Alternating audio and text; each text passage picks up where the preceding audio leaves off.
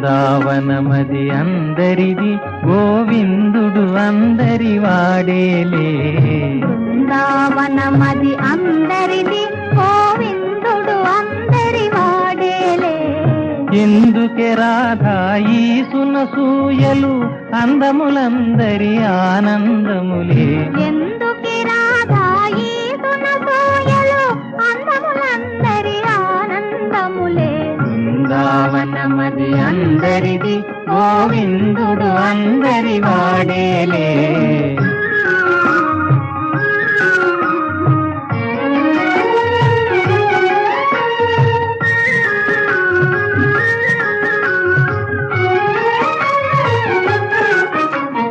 పిల్లన గోవిని పిలుపును వింటే ఉల్లము చల్లున పొంగదటే.